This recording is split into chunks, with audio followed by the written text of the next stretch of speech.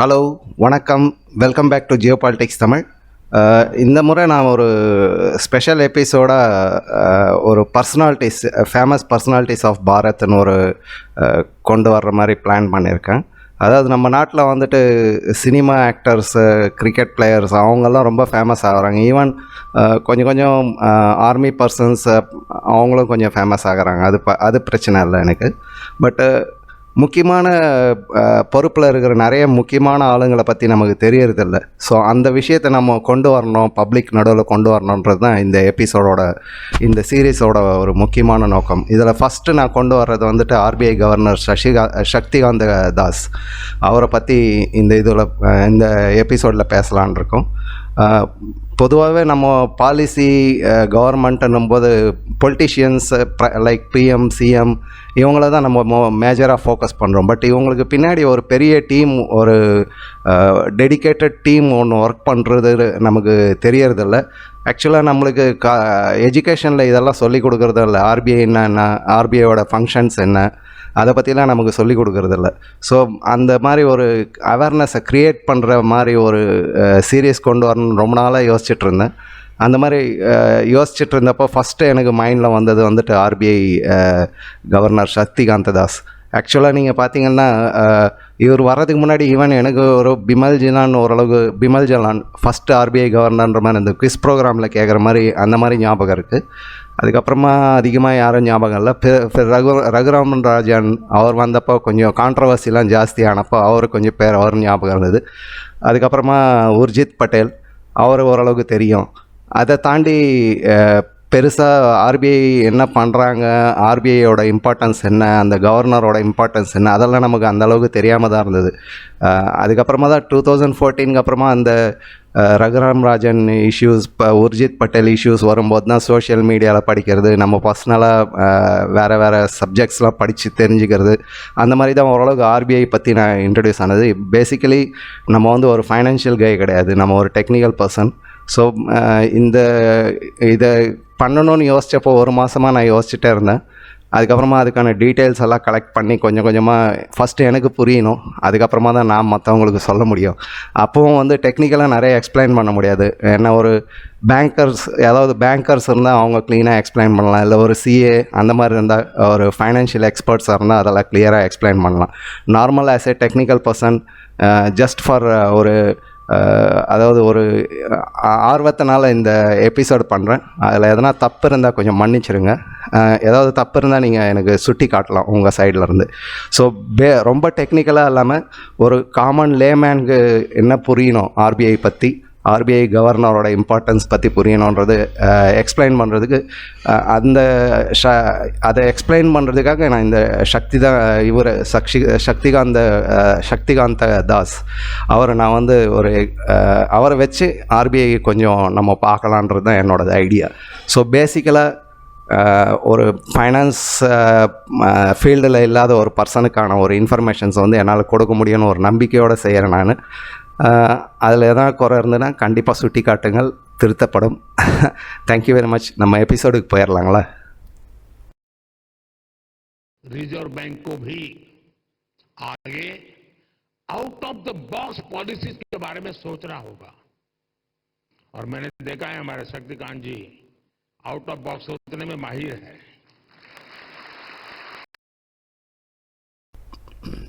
நம்ம இந்த எபிசோடுக்கு போகிறதுக்கு முன்னாடி ஒரு கிளான்ஸ் மாதிரி இவரோட இயர்லி லைஃப்பை பற்றி கொஞ்சம் பார்த்துடலாம்.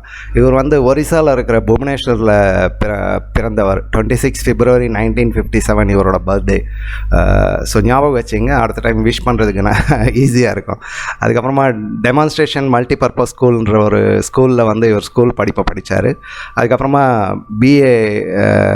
பிஏ மாஸ்டர் டிகிரியை இவர் செயின்ட் ஸ்டீஃபன் காலேஜ் டெல்லியில் முடித்தார், பிஏ எம்ஏ. அதுக்கப்புறமா லிட்ரேச்சரில் இவருக்கு உத்கல் யூனிவர்சிட்டியில் ரீசெண்டாக அவார்டு கொடுத்துருந்தாங்க. நம்ம நினைக்கிற மாதிரி தாஸ் ஒரு சாதாரண மனுஷரில் அவர் ரொம்ப எக்ஸ்பீரியன்ஸ்டான பர்சன். நம்ம நார்மலாக இங்கே உட்காந்துட்டு ஆர்பிஐ பற்றி கமெண்ட் பண்ணுறோம், அவங்களோட பாலிசியை பற்றி கமெண்ட் பண்ணுறோம். அந்த டைமுக்கு எனக்கும் அது தெரியல, நானும் கமெண்ட் பண்ணியிருக்கேன். பட் இவரை பற்றி படிக்கும்போது தான் எனக்கு புரிஞ்சுது நம்ம வந்து நிறைய விஷயம் வந்து நம்ம புரியாமல் பேசிகிட்ருக்கோன்னு. ஸோ தாஸ் சார் வந்துட்டு government of India, government of Tamil Nadu ஸ்பெஷலாக ஒர்க் பண்ணியிருக்காரு அதிகமாக. தமிழ்நாட்டில் வந்துட்டு பிரின்சிபல் செக்ரட்டரி இண்டஸ்ட்ரீஸ்க்கா, ஸ்பெஷல் கமிஷனர் ரெவின்யூவில், secretary of revenue, secretary of commercial taxes and the project director of Tamil Nadu AIDS control society, district magistrate கலெக்டராக கூட ஒர்க் பண்ணியிருக்காரு திண்டுக்கல் காஞ்சிபுரம் டிஸ்ட்ரிக்டில். இந்த விஷயம்லாம் நம்மளுக்கு தெரிஞ்சிருக்காது. அதே மாதிரி சென்ட்ரல் கவர்மெண்ட்டில் யூனியன் எக்கனாமிக் அஃபேர்ஸ் செக்ரட்டரியா, யூனியன் ரெவின்யூ செக்ரட்டரியா, யூனியன் ஃபெர்டிலைசர்ஸ் செக்ரட்டரியா, special secretary in department of economic affairs, ministry of finance joint செக்ரட்டரியா, அந்த மாதிரி நிறைய department of expenditure, ministry of very vast experience. அந்தளவுக்கு ஒரு ஃபைனான்ஸ் பற்றி ஃபுல்லாக தெரிகிற மாதிரியான ஃபீல்டில் ரொம்ப ஒர்க் பண்ணியிருக்காரு, ரொம்ப எக்ஸ்பீரியன்ஸ் இருக்கார்.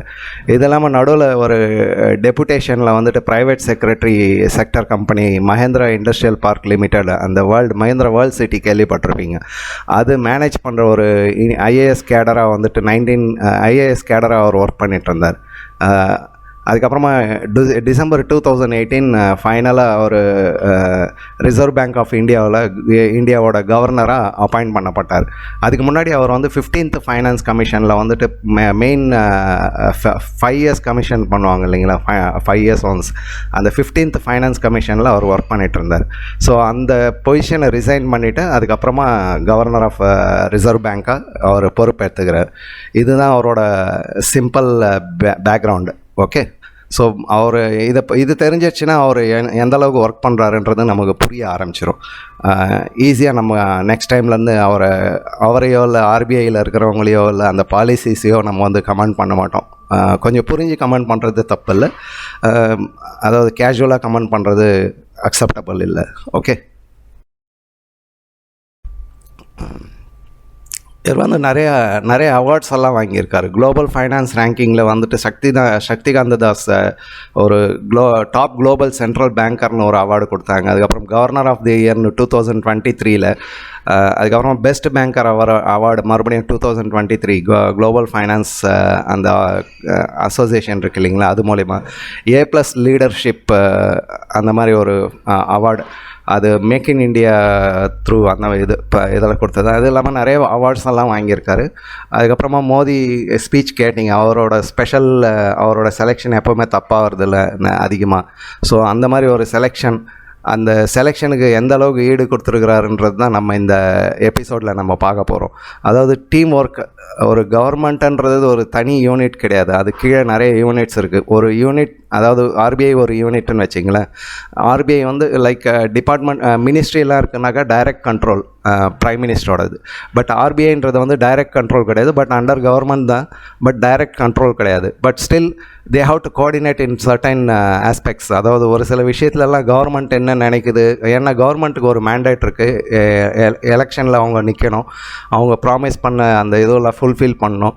அதுக்கப்புறமா அதே சமயத்தில் எக்கனாமியெல்லாம் டெவலப் பண்ணணும். அப்போது கவர்மெண்ட்டுக்குன்ட்டு ஒரு எக்ஸ்பெக்டேஷன் இருக்கும். அந்த எக்ஸ்பெக்டேஷனை ஆர்பிஐ ஃபுல்ஃபில் பண்ணுற அதே நேரத்தில் ஆர்பிஐக்குன்னு ஒரு சில ரூல்ஸ் ரெகுலேஷன்ஸ் எல்லாம் இருக்கும். அதையும் வந்து மீறாமல் எப்படி ஒர்க் பண்ணாங்கன்றது ஒரு இன்ட்ரெஸ்டிங்கான ஒரு ஸ்டடி.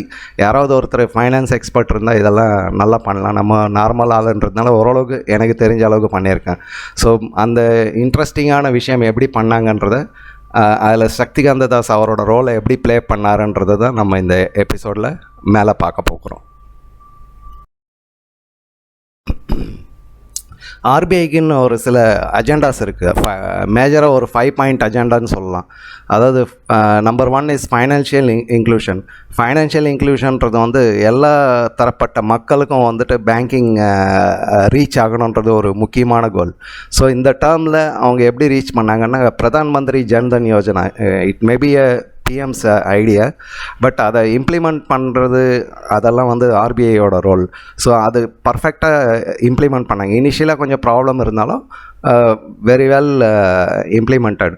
53 lakh பேங்க் அக்கௌண்ட்ஸ் வந்து ஓப்பன் பண்ணாங்க. 66% ரூரல் பீப்புள் பேங்கிங் செக்டர்லேருந்து வெளியில் இருந்த அந்த 66% ரூரல் பீப்புளை வந்து பேங்கிங் செக்டருக்குள்ளே கொண்டு வந்தாங்க. அதுலேயும் வந்து 55% உமன்றது ரொம்ப முக்கியமான விஷயம். மகளிர் வந்து ரொம்ப முக்கியமான விஷயம். இதெல்லாம் வந்துட்டு வேர்ல்டு லெவலில் ஒரு பெரிய ஆச்சரியத்தை உருவாக்குன ஒரு விஷயம்.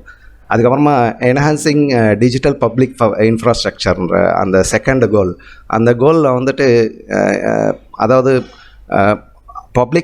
பப்ளிக்கு வந்து ஈஸியான ஒரு முறையில் சேவையை கொடுக்கறது வந்து இம்பார்ட்டண்ட்டான விஷயம். ஸோ அதை எப்படி பண்ணாங்கன்னாக்கா யூஎல்ஐ, யூனிக் லெண்டிங் இன்டர்ஃபேஸ், அதாவது இப்போது ரீசண்டாக ஒரு இது கொண்டு வந்திருக்காங்க யூஎல்ஐன்ட்டு. அதாவது அவங்களுக்கு தேவையான ஃபைனான்ஸ் எல்லாம் கிடைக்கிற மாதிரி, லோன்ஸ் எல்லாம் கிடைக்கிறதுக்காக ஜாம்னு ஒரு மெத்தடு, அதாவது ஜன்தன், ஆதார், மொபைல் மூணுத்தையும் கம்பைன் பண்ணி யூபிஐ மூலமாக அவங்களுக்கு லோன்ஸ் இமீடியட்டாக, அதாவது ஒரு லோன் வாங்குறதுன்றது ஒரு சாதாரண விஷயம் கிடையாது. நமக்கெல்லாம் நீங்கள்லாம் யோசித்து பார்த்துருப்பீங்க, உங்களுக்கு தெரிஞ்சிருக்கலாம். ஒரு 2000க்கு முன்னாடியெல்லாம் ஒரு பேங்க்கில் லோன் வாங்குறது, ஈவன் ஒரு சின்ன வீடு கட்டுறதுக்கு லோன் வாங்குறதுன்றது கூட ஒரு பெரிய விஷயம். அந்த மாதிரி ஒரு சிச்சுவேஷன் இருந்தது. கொஞ்சம் கொஞ்சமாக இம்ப்ரூவ் ஆகிட்டு இப்போ என்ன யோசிக்கிறாங்கன்னா, யூபிஐ மூலமாக அவங்க மொபைல் மூலமாக அப்ளை பண்ணலாம், ஆன்லைன் அப்ளை பண்ணலாம். அதுக்கப்புறமா இமீடியட்டாக அவங்களோடது அந்த டேட்டா பேஸை வச்சு அவங்களுக்கான ஒரு பர்டிகுலர் அமௌண்ட்ஸை வந்துட்டு இமீடியட்டாக ரிலீஸ் பண்ணுற மாதிரி ஒரு பிளான் நடந்துகிட்ருக்கு. ஸோ அந்த டிஜிட்டல் பப்ளிக் இன்ஃப்ராஸ்ட்ரக்சரை வந்து இவங்க என்ஹான்ஸ் பண்ணிகிட்ருக்காங்க. ஸோ நெக்ஸ்ட் வந்து ஸ்ட்ரென்தனிங் சைபர் செக்யூரிட்டி. ஆக்சுவலாக real time monitoring, regulatory compliance, personal data protection, இதெல்லாம் வந்து ஒரு கண்டினியூஸாக விஜிலன்ஸ், அதை வாட்ச் பண்ணிகிட்டே இருக்கணும். ஏன்னா சைபர் த்ரெட்ஸ் வந்து இப்போ ரொம்ப அதிகமாக இருக்குது, முதல் மாதிரி இல்லை. நீங்கள் பார்த்துருப்பீங்க நிறைய இந்த நம்மளோட ஓடிபி பாஸ்வேர்டெல்லாம் வாங்கி மிஸ்யூஸ் பண்ணுறது, அந்த மாதிரி அவங்கள பப்ளிக் அவேர்னஸ் கொடுக்கறது, நிறைய விஷயங்கள் பேரலாக நடந்துகிட்டே இருக்குது. ஸோ அந்த சைபர் செக்யூரிட்டியும் ஸ்ட்ரென்தன் பண்ணியிருக்காங்க. அதாவது ஹேக் பண்ண முடியாத மாதிரி ஒரு சாஃப்ட்வேரில் டெவலப் பண்ணுறது, அந்த மாதிரிலாம் நிறைய நடந்துகிட்ருக்கு. அதுக்கப்புறமா promoting long term sustainable finance. ஒரு கண்ட்ரின்றது வந்துட்டு இந்த வருஷம் நல்லா பர்ஃபார்ம் பண்ணிச்சு, அடுத்த வருஷம் டவுன் ஆகிடுச்சு, அந்த மாதிரி இருக்கக்கூடாது. கண்டினியூஸாக பர்ஃபார்மும் பண்ணிகிட்ருக்கணும், இல்லை ஸ்டேபிளாகவும் பர்ஃபார்ம் பண்ணணும். இன்றைக்கி ₹1 நாளைக்கு ₹1.10 இன்க்ரீஸ் ஆகணும். அந்த மாதிரி ஒரு லாங் டேர்மாக ஒரு சஸ்டைனபிள்ன்றது வந்து ஒரு எப்படி சொல்கிறது, அது கரெக்டாக அந்த ஃபைனான்ஸை மேனேஜ் பண்ணுறது ஒரு மிகப்பெரிய சேலஞ்ச் ஆர்பிஐக்கு முன்னாடி இருக்கிறது. நம்ம இப்போ க்ரீன் பாண்ட்ஸ் இஷ்யூ பண்ணுறோம், க்ரீன் டெபாசிட்ஸ், ஆர்டிஃபிஷியல் இன்டெலிஜென்ஸ் வச்சு பிக் டேட்டான்னு சொல்கிறோம் இல்லைங்களா, அதெல்லாம் அனலைஸ் பண்ணி என்விரான்மெண்டல் ரிஸ்க் என்ன இருக்குது, அதுக்கேற்ற மாதிரி எங்கே நம்ம பாலிசிஸ் எல்லாம் கரெக்ஷன் பண்ணி க்ரோத்தை வந்து ஆக்சிலரேட் பண்ண முடியும் அப்படின்ற மாதிரி ஒரு விஷயங்களெல்லாம் வந்து பர்ஃபெக்டாக செஞ்சிட்ருக்காங்க. இதுக்கெல்லாம் கரெக்டான தமிழ் வேர்ட்ஸ் எனக்கு கிடைக்கல, ஸோ நான் அப்படியே யூஸ் பண்ணுறேன். அதுக்கப்புறமா 5th கோல் வந்து ரீஇன்ஃபோர்ஸிங் ஃபைனான்சியல் ஸ்ட்ரக்சர். நம்ம ரீசெண்டாக பார்த்துருப்போம், யூபிஐ, ரூபே இதெல்லாம் வந்து ரொம்ப ஃபேமஸ் ஆகிருக்கு. பட் ஃபேமஸாக இருந்தாலும் அந்த டிரான்சாக்ஷன் வந்து within country and across the borders also they are using RuPay. So அதையெல்லாம் வந்து ஒரு செக்யூர்டு மெத்தடில் யூஸ் பண்ணிவிட்டு, அதாவது கஸ்டமருக்கு எந்த பிரச்சனையும் வராத மாதிரி பார்க்குறது. ப்ளஸ் பேரலாக வந்து குளோபல் ஸ்டாண்டர்டில் ஃபின்டெக்ஸ், லைக் சப்போஸ் நீங்கள் ஃபோன்பே யூஸ் பண்ணுறீங்க, பேடிஎம் யூஸ் பண்ணுறீங்க, இதெல்லாம் கூட பேரலாக டெவலப் பண்ணணும். ப்ளஸ் அடிஷ்னலாக ஒரு சிலருக்கு வந்துட்டு இந்த கிரைசில் லோன் டேட்டா பேஸ் எல்லாம் இருக்கும். அந்த மாதிரி நிறைய விஷயங்கள் நடந்துகிட்ருக்கு பேரலாக. ஃபின்டெக்குன்றது ஒரு பெரிய கடல். அதை பற்றி ரொம்ப பெரிய விஷயம். அது அந்தளவுக்கு இந்த சின்ன கொஞ்சம் டைமில் எக்ஸ்பிளைன் பண்ணுறது கொஞ்சம் கஷ்டம். இதெல்லாம் சரியாக மெயின்டைன் பண்ணால் ஃப்யூச்சரில் வந்து நம்ம ஒரு global economic power house, world லெவலில் இப்போ 4th பிளேஸில் இருக்கிறோம், அது 5th பிளேஸில் இருக்கிறோம், கூடிய சீக்கிரம் 4th 3rd அப்படி அந்த மாதிரி நம்ம வந்து டாப் பிளேஸை நோக்கி போயிட்டுருக்கோம். ஸோ இதுக்கெல்லாம் வந்து இந்த 5 பாயிண்ட் அஜெண்டா வந்து ஆர்பிஐ மேலே இருக்குது. அதை கரெக்டாக மெயின்டைன் பண்ணாங்கன்னா, ப்ளஸ் கவர்மெண்ட் நல்லா பர்ஃபார்ம் பண்ணாங்க, மற்றவங்க அதாவது பப்ளிக்காக இருந்தாலும் சரி, கவர்மெண்ட் ஆஃபீஸர்ஸ் எல்லாருமே பர்ஃபார்ம் கரெக்ட் பண்ணாங்கன்னா, அந்த நம்ம கண்ட்ரியோட க்ரோத்தை வந்து எந்த சக்தினாலும் ஸ்டாப் பண்ண முடியாது. இதுதான் மேட்டர். ஓகே, இப்போ நம்ம பேச போகிறது வந்துட்டு ஆர்பிஐயில் சக்திகாந்த தாஸ் அவங்க சார்ஜ் எடுத்ததுக்கப்புறமா என்னென்ன பண்ணாருன்றது நம்ம ஒரு சில பாயிண்ட்ஸ் மேஜராக இருக்கிற பாயிண்ட்ஸ் மட்டும் நம்ம பார்க்க போகிறோம். அதாவது இசிஎல்னு சொல்லுவோம், expected credit loss framework. ஒரு பேங்க் வந்து லோன் கொடுக்குதுனாக்கா அதில் ஒரு சில லோன்ஸ் வந்து டிஃபால்ட் ஆகிறதுக்கு நிறைய சான்சஸ் இருக்குது. பிஸ்னஸில் எல்லாருமே வந்து சக்ஸஸ் ஆக முடியுன்றது ஒரு கண்டிப்பான ஒரு விஷயம் கிடையாது. ஒரு சிலர் ஃபெயிலரும் ஆகலாம், ஒரு சிலரோட இன்எஃபிஷியன்சினால் ஃபெயிலர் ஆகலாம், ஒரு சில நேரத்தில் வேறு விஷயங்கள், குளோபல் எஃபெக்ட்ஸ், இல்லை ஒரு பர்டிகுலர் எனர்ஜி லைக் பெட்ரோல் விலை ஏறுறது, அந்த மாதிரி வேறு விஷயம், இல்லை ரா மெட்டீரியல் ப்ரைஸஸ் இன்க்ரீஸ் ஆகிறதோ இல்லை டவுன் ஆகிறதோ, ஈவன் ப்ரைஸ் கம்மியாச்சுன்னா கூட அவங்க எக்ஸ்பெக்ட் பண்ண ப்ராஃபிட் வராத பட்சத்தில் அவங்களுக்கு லாஸ் ஆகிறதுக்கு சான்ஸ் இருக்குது. ஸோ வேரியஸ் ஃபேக்டர்ஸ் ஆர் ஒரு கம்பெனி லாஸ் ஆகுதுனாக்க, ஸோ அந்த லாஸஸ் எல்லாம் கரெக்டாக அசஸ் பண்ணுறது ஒரு முக்கியமான வேலை, பேங்கர்ஸோட ஒரு முக்கியமான வேலை. ஸோ அவங்க வந்து என்ன பண்ணுறாங்கன்னா, மொத்த லோன்ஸை வந்து 3 அசட்ஸாக பிரிக்கிறாங்க. அதாவது ஸ்டேஜ் 1 அசட்ஸ், அது வந்து வெல் பர்ஃபார்மிங் அசட்ஸ்ன்னு சொல்லுவாங்க. ஸ்டேஜ் 2 அசட்ஸ்ன்றது வந்து அண்டர் பர்ஃபார்மிங், அதாவது ப்ராஃபிட்டும் இல்லை லாஸும் இல்லை, அந்த மாதிரி ஒரு சிச்சுவேஷன், எந்த நேரமும் அண்டர் பர்ஃபார்மிங் ஆகிறதுக்கும் சான்சஸ் இருக்குது. அந்த மாதிரி ஒரு அசட்ஸ் வந்து, அது அசட்ஸுன்னு நான் இங்கே சொல்கிறது வந்து லோன்ஸ். ஸோ அந்த அசட்ஸ் அந்த மாதிரி பிரிப்பாங்க. ஸ்டேஜ் 3 அசட்ஸ் வந்து நான் பர்ஃபார்மிங், இதுதான் என்பிஏ, நான் பர்ஃபார்மிங் அசட்ஸ்ன்னு சொல்கிறோம் இல்லைங்களா. ஸோ அந்த என்பிஏ அசட்ஸ், இது 3த்தையும் எப்படி ஹேண்டில் பண்ணுறதுன்னு ஒவ்வொன்றுத்துக்கும் ஒரு விதமான பாலிசி வச்சுருப்பாங்க. இசிஎல் அதில் வந்துட்டு exposure at a default, probability of default, loss given default, அந்த மாதிரி ஒரு டிஸ்கவுண்ட் ரேட்ஸ் எல்லாம் வச்சுருப்பாங்க. இப்போ நம்ம ஒரு பிஸ்னஸ்க்கு லோன் கொடுக்குறாங்க, அவங்களுக்கு ஏதோ ஒரு விஷயத்தினால லாஸ் ஆகுது, பட் அவங்க வேறு பிஸ்னஸ் இருக்குது, இல்லை வேறு ஒரு சோர்ஸ் ஆஃப் இன்கம் இருக்குன்னாக்கா அது மூலமா இதை கிளியர் பண்ணாக்கா இந்த டிஸ்கவுண்ட் கொடுக்குறோன்னு. அதுதான் நம்ம இங்கே கன்ஃபியூஸ் பண்ணிகிட்ருக்கோம். மோடி வந்ததுக்கப்புறமா லோனெல்லாம் மன்னிப்பு கொடுத்து விட்டுறாரு அப்படின்ட்டு, அந்த மாதிரி கிடையாது.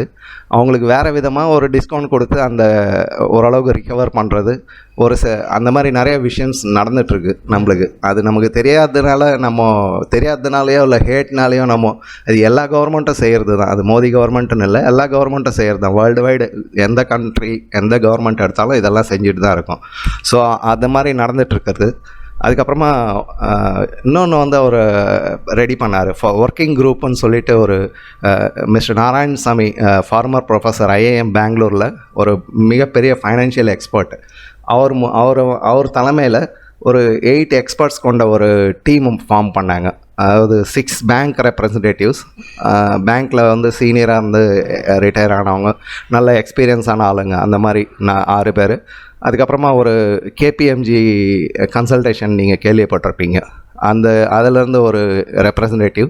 அதுக்கப்புறமா இந்தியன் ஸ்கூல் ஆஃப் பிஸ்னஸ் விசாகப்பட்டினமில் இருக்குது இல்லைங்களா, அதில் அந்த ப்ரொஃபஸர், அந்த மாதிரி ஒரு 8 பேர் கொண்ட டீமை ஃபார்ம் பண்ணி அவங்க வந்து இந்த பேங்க்ஸ் என்பிஎஃப்சி எல்லாம் வந்து என்ன மினிமம் ரிசர்வ் மெயின்டைன் பண்ணணும், டைம் டு டைம் அவங்க அட்வைஸ் பண்ணுறது. அதுக்கப்புறமா அசட்ஸ் எல்லாம் அந்த ஸ்டேஜ் 1, 2, 3 சொன்னேன் இல்லைங்களா, அந்த அசட்ஸ் எல்லாம் மானிட்டர் பண்ணுறது.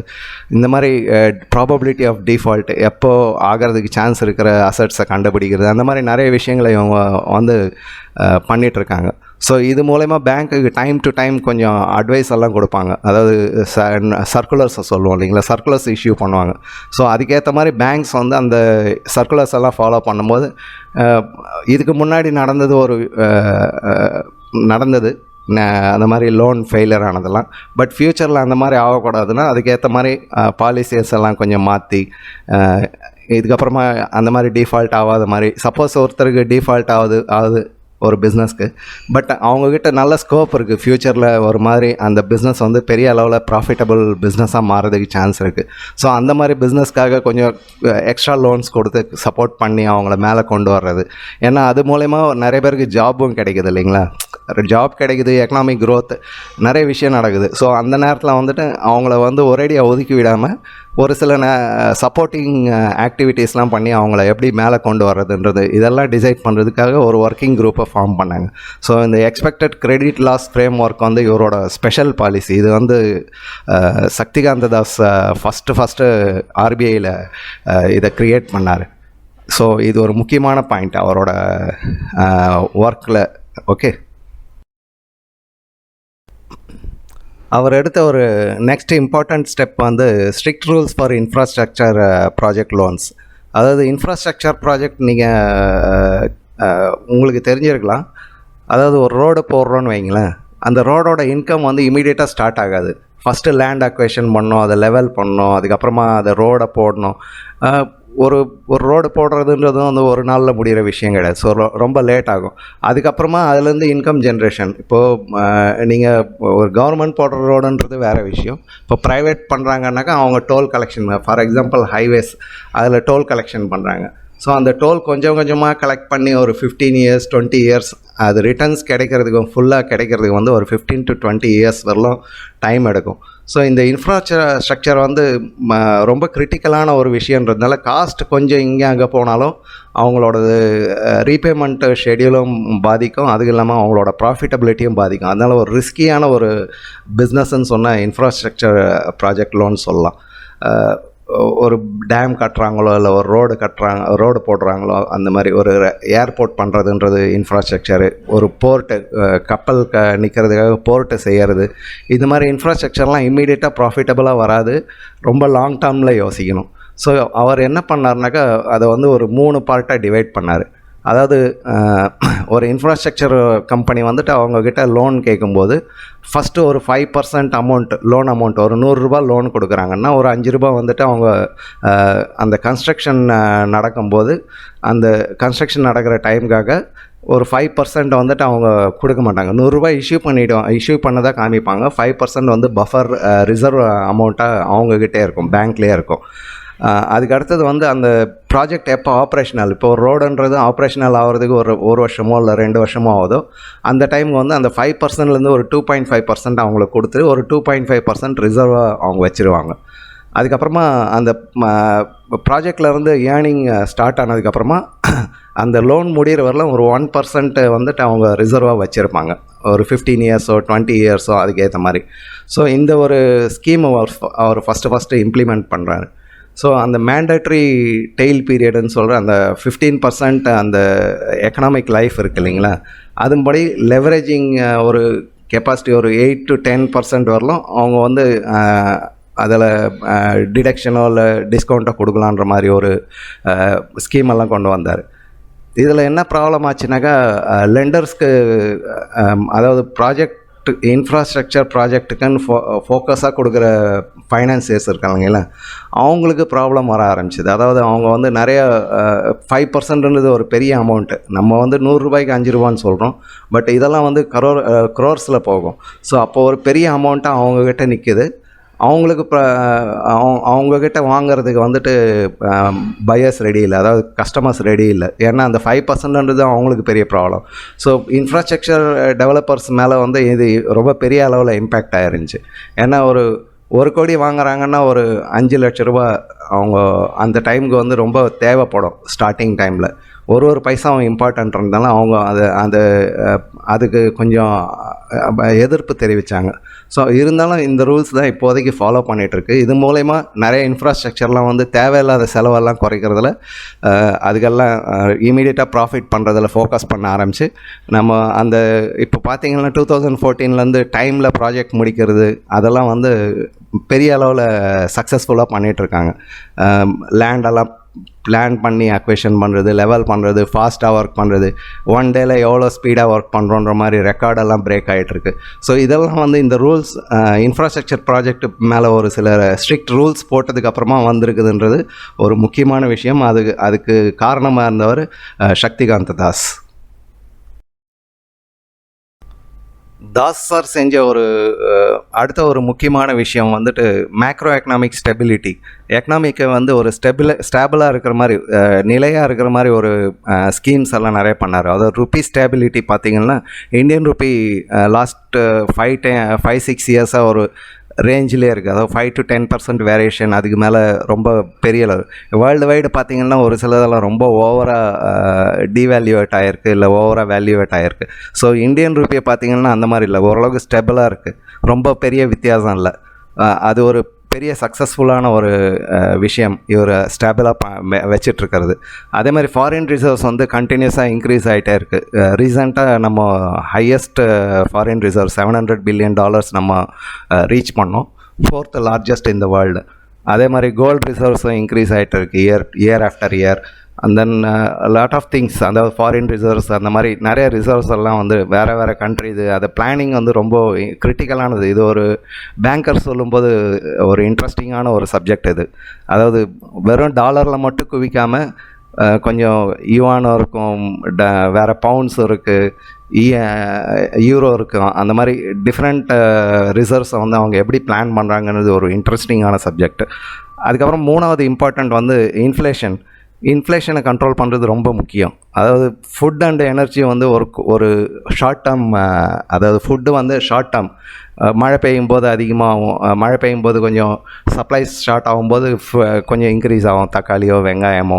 மறுபடியும் நல்ல விளைச்சல் வந்ததுக்கப்புறம் மறுபடியும் ஸ்டடி ஆகிடும். ஒரு சில நேரத்தில் பண்டிகை ஃபெஸ்டிவல்லாம் வருதுனாக்கா அந்த டைமில் கொஞ்சம் இன்க்ரீஸ் ஆகும், மறுபடியும் ஒரு 2-3 நாளில் குறைஞ்சிரும். ஸோ அதை ஒரு மேஜரான ஒரு இஷ்யூவாக இவங்க பார்க்க மாட்டாங்க.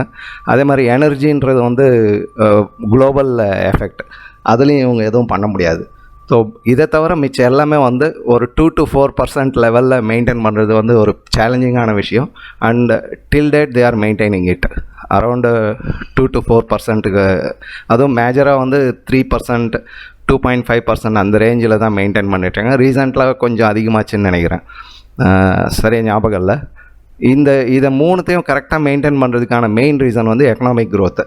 ஸ்டேபிளாக எல்லாமே ஸ்டேபிளாக இருக்கும்போது எக்கனாமிக் க்ரோத் ஆட்டோமேட்டிக்கலாக கொஞ்சம் கொஞ்சமாக வளர்ந்துட்டே இருக்கும். ஸோ அது ஒரு முக்கியமான விஷயம். அதே மாதிரி பர்ச்சேசிங் பவர். இப்போது நீங்கள் பார்த்துருப்பீங்க, திடீர்னு கார் நிறைய பேர் வாங்குகிறாங்க, நிறைய டிவி வாங்குகிறாங்க, சேல்ஸ் பண்ணுறாங்க.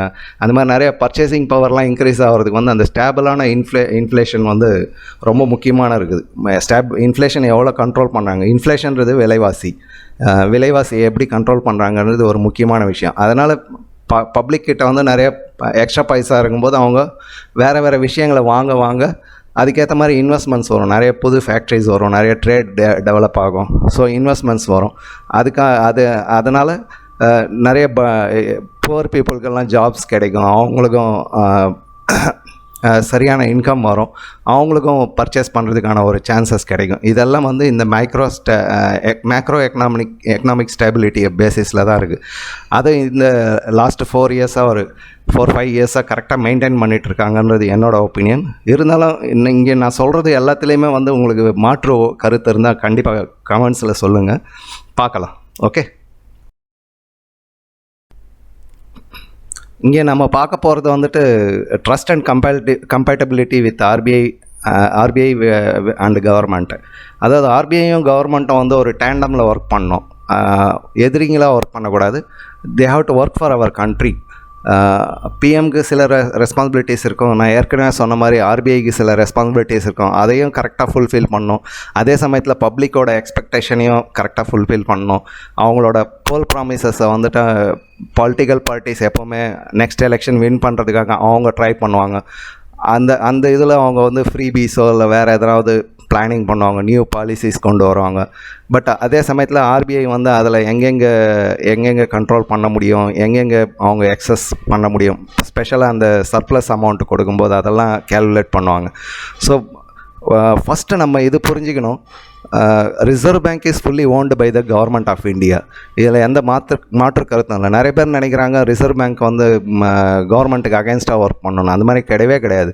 கவர்மெண்ட்டோட இணைஞ்சு ஒர்க் பண்ணணும். தே ஹேவ் அவங்க இண்டிபெண்ட்டாக ஒர்க் பண்ணலாமே தவிர கவர்மெண்ட்டுக்கு அகேன்ஸ்டாக ஒர்க் பண்ண முடியாது. கவர்மெண்ட்டோட ரிக்குயர்மெண்ட்ஸை ஃபுல்ஃபில் பண்ணுறதுக்காக, இந்தியன் கவர்மெண்ட்டுக்கு ஃபைனான்ஷியலை ஹேண்டில் பண்ணுறதுக்காக தான் ஆர்பிஐ வச்சுருக்கு கவர்மெண்ட்டு.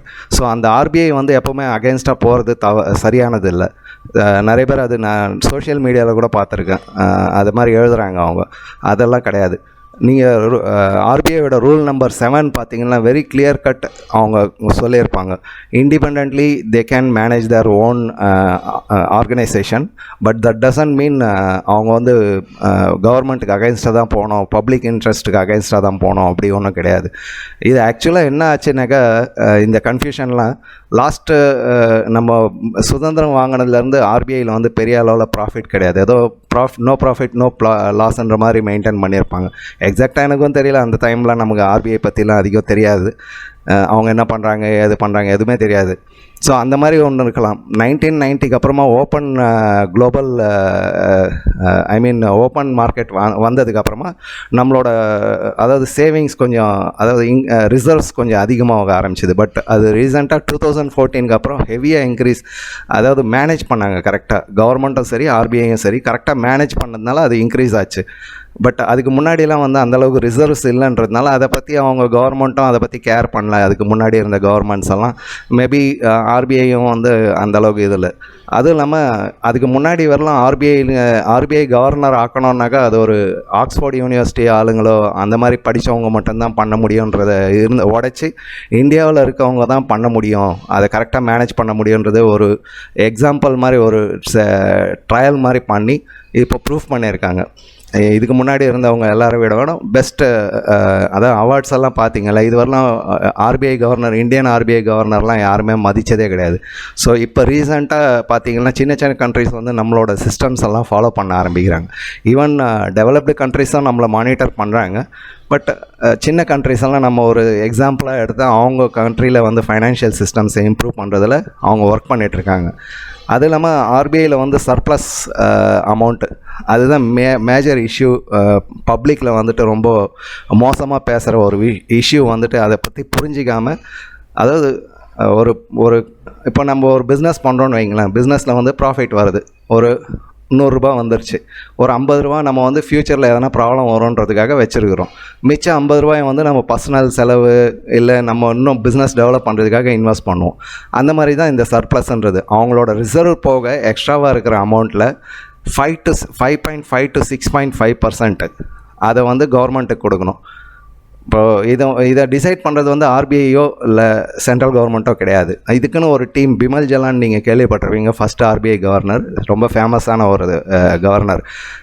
அவர் மேலே அவர் தலைமையில் ஒரு டீம் அமைச்சு அவங்க பல காரணங்களெல்லாம் ஆராய்ந்து கடைசியாக ஃபைனல் பண்ண பர்சன்டேஜ் இது 5.5 to 6.5% வந்து அவங்க கண்டிஜென்ட் ரிஸ்க் பஃபர்னு சொல்லுவாங்க. அந்த மாதிரி வச்சுட்டு எக்ஸ்ட்ரா இருக்கிறத கவர்மெண்ட்டுக்கு ட்ரான்ஸ்ஃபர் பண்ணணுன்னு இது ஃபைனல் ஆச்சு. இதெல்லாம் வந்து ப்ராப்பராக ஒரு சரியான கைடன்ஸ், சரியான லா படி நடந்திருக்கு. ஸோ அந்த பேசிஸில் தான் ரீசெண்டாக இப்போ லாஸ்ட் இயர் கூட 2023-24 பார்த்தீங்கன்னா 2,10,878 crore ஆர்பிஐயோட ஹிஸ்ட்ரியிலே பெரிய அளவில் கவர்மெண்ட்டுக்கு ட்ரான்ஸ்ஃபர் ஆச்சு. உடனே எல்லாம் எதிர்கட்சியெல்லாம் அவங்க எதிர்கட்சியெல்லாம் வந்து பாலிடிக்ஸ் பண்ணுவாங்க. நம்ம பப்ளிக் வந்து அதை பற்றி பேசக்கூடாது. எக்ஸ்ட்ராவாக இருக்கிற அமௌண்ட்டை சும்மா வச்சுட்டு இருக்கிறதுக்காக வச்சுருப்போம். அதை எங்கேயாவது இன்வெஸ்ட் பண்ணணும், நம்ம கண்ட்ரியோட இன்ஃப்ராஸ்ட்ரக்சர் ப்ராஜெக்ட்ஸோ இல்லை ஒரு பாலிசியோ வெல்ஃபேர் ஆக்டிவிட்டீஸோ அதெல்லாம் பண்ணணும். அதுக்காக தான் நம்ம ஏர்ன் பண்ணுறது, கவர்மெண்ட் ஏர்ன் பண்ணுறதே அதுக்காக தானே. ஸோ அதை வாங்குறது ஒன்றும் தப்பில்லை.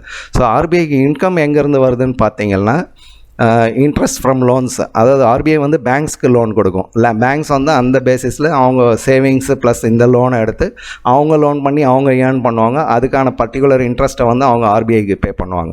ஸோ அது மூலயமா வர்ற இன்கம் அதுக்கப்புறமா கவர்மெண்ட்டெல்லாம் லோன் வாங்கும் ஆர்பிஐலேருந்து. அந்த கவர்மெண்ட் வாங்குகிற லோனுக்கும் இன்ட்ரெஸ்ட் கொடுக்குறாங்க. ஸோ அந்த இன்ட்ரெஸ்ட் இதெல்லாம் ஃபாரெக்ஸ் ஹோல்டிங்ஸு, இந்த ஃபாரின் ரிசர்வ்ஸ் எல்லாம் இருக்குது இல்லைங்களா, அது வாங்கிறது விற்கிறது. இப்போ டாலர் வந்து கம்மியாக இருக்கும்போது வாங்குறாங்க, அதிகமாக இருக்கும்போது விற்கிறாங்க. அந்த டைமுக்கு அவங்களுக்கு ஒரு ப்ராஃபிட் கிடைக்கும். ஸோ அந்த ப்ராஃபிட்டு அதுக்கப்புறமா யூஎஸ் ட்ரெஷரி பாண்ட்ஸ் எல்லாம் வாங்கியிருப்பாங்க, வேறு கண்ட்ரிஸ் கவர்மெண்ட் பாண்ட்ஸ் எல்லாம் வாங்கியிருப்பாங்க. அது இவங்க கேஷாக வச்சுருக்க மாட்டாங்க, அதையும் எங்கன்னா இன்வெஸ்ட் பண்ணுறாங்க. ஆர்பிஐயும் இன்வெஸ்ட் பண்ணுது. அவங்க இன்வெஸ்ட் பண்ணி அதில் வர இன்ட்ரெஸ்ட்டு, இந்த மாதிரி நிறைய இன்கம்ஸ் வருது ஆர்பிஐக்கு. அந்த இன்கம்ஸ் எல்லாம் சேர்ந்து தான் இந்த 2,10,877 crore இவங்க கொடுத்தது போக இன்னும் ரிசர்வில் இருக்குது அவங்கக்கிட்ட. ஒரு சேஃப்டியான ஒரு அமௌண்ட் இருக்குது. ஆர்பிஐ என்றைக்கும் கவராது. இது நல்லா தெரிஞ்சுங்க. ஸோ தேவையில்லாமல் அதை க்ரிட்டிசைஸ் பண்ணுறதெல்லாம் தப்பு. அந்த அமௌண்ட்டை வந்துட்டு இந்தியாவோட காசுங்க, அதெல்லாம் இந்தியன் பப்ளிக்கோட காசு. அதை எதுக்கு நம்ம சும்மா வச்சிட்ருக்கணும்? எங்கன்னா இன்வெஸ்ட் பண்ணணும், அதுலேருந்து இன்னும் இன்கம் ஜென்ரேட் பண்ணணும், அதுதான் முக்கியம். ஸோ நம்ம இந்த எல்லா விஷயமும் நடந்தது எப்போன்னு யோசிச்சு பாருங்கள். கோவிட் பேண்டமிக், ருஷ்யா யுக்ரைன் வார், Israel Hamas conflict, Jio political tension, அங்கங்கே நெய்பர்ஹுட்டில் ப்ராப்ளம், இன்டர்னல் கான்ஃப்ளிக்ஸ், இது எல்லாத்தையும் மீறி கவர்மெண்ட் அண்ட் ஆர்பிஐ ஒரு பர்ஃபெக்டாக ஒர்க் பண்ணி ஒரு ரைட் அண்டர்ஸ்டாண்டிங்கில் இப்போ ஏர்ன் பண்ணுது. ஸோ அவங்களுக்கு அந்த ஷேருக்கான ரைட்ஸ் கண்டிப்பாக இருக்குது. ஸோ இந்த விஷயத்தில் ஆர்பிஐ கவர்னர் சக்திகாந்த தாஸ் மோடியும் கரெக்டான ஒரு விஷயத்தை செஞ்சுருக்கிறாங்கன்றது என்னோட கருத்து. நீங்கள் மாற்று கருத்தை இருந்தால் சொல்லலாம், ஒரு கரெக்டான ஒரு எக்ஸ்ப்ளனேஷனோட சொல்லலாம், சும்மா மேம்போக்காக சொல்ல வேண்டாம். Okay,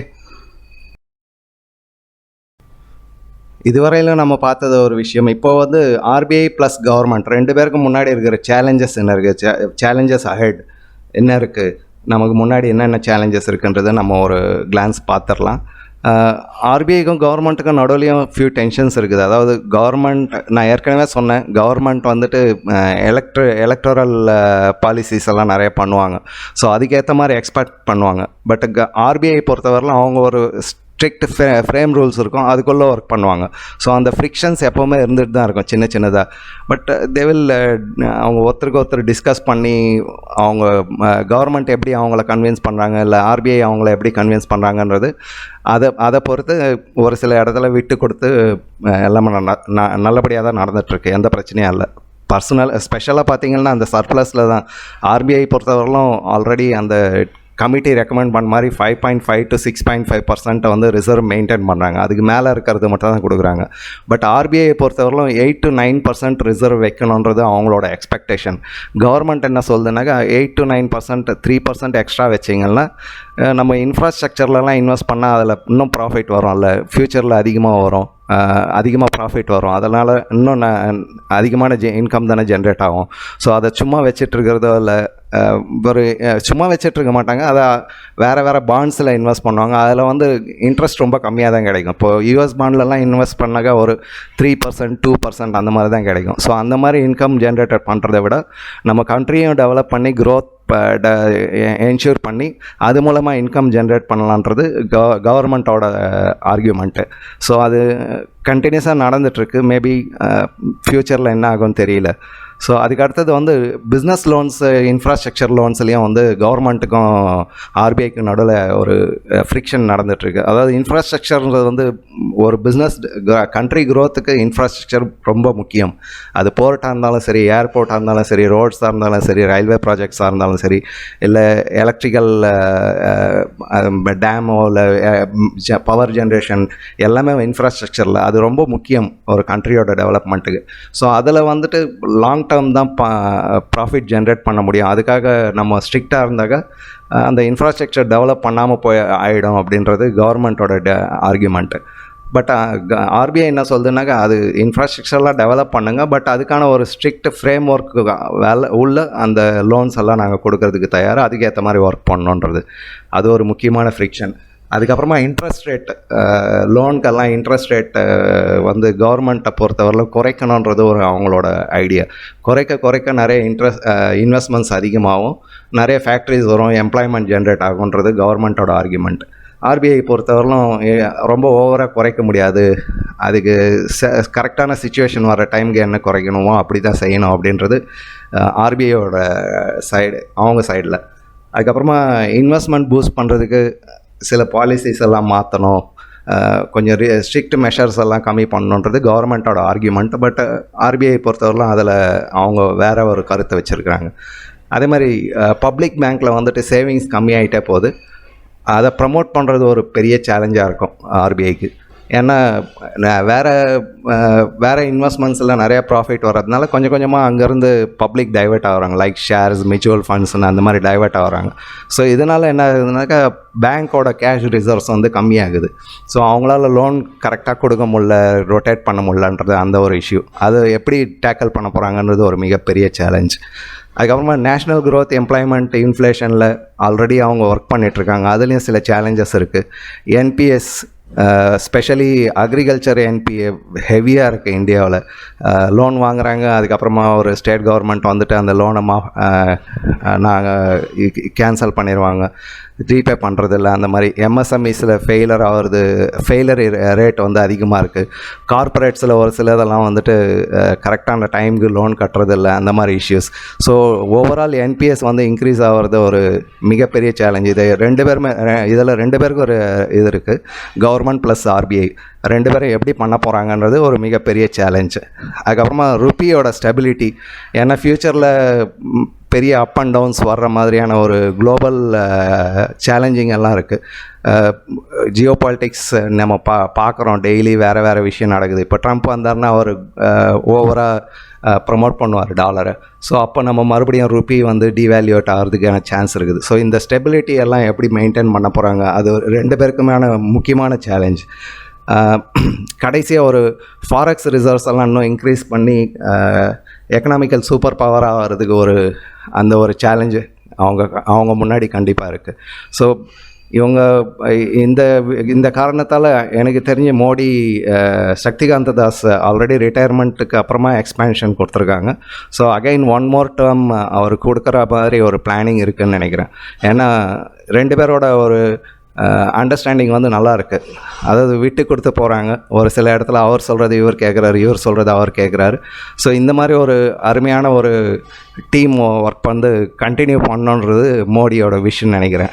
maybe possibly by December வரலாம். ஏன்னா டெல்லி எலெக்ஷன் பிப்ரவரியில் வரப்போகுது. ஸோ அதுக்கப்புறமா அவங்க அனௌன்ஸ் பண்ண முடியாது. அதனால் மேபி இந்த மந்த் எண்ட்லேயோ இல்லை டிசம்பர்லேயோ இந்த அனௌன்ஸ்மெண்ட் வரும்னு நினைக்கிறேன். Mostly extend ஆகக்கூடும். இல்லையாவது அதுக்கேற்ற மாதிரி இன்னொருத்தர் யாராவது மோடி மனசில் வச்சுருந்தாருன்னா அவரை கொண்டு வரதுக்கும் சான்ஸ் இருக்குது. Possibly Shaktikanta Das may continue. அதுதான் இப்போதைக்கு news. Okay, thank you very much.